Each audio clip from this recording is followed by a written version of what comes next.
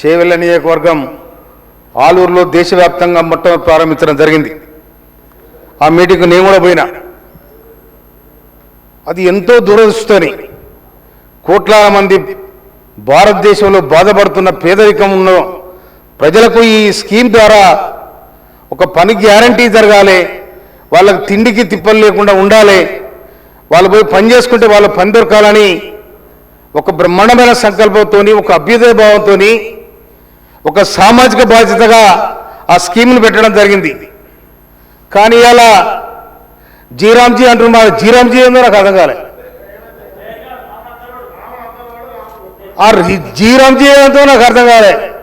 ఆ జీరామ్జీ అనేది ఇప్పుడు దేశంలోనే జీరామ్జీ కోతులు, ఆ కోతులు బంద్ చేయరు.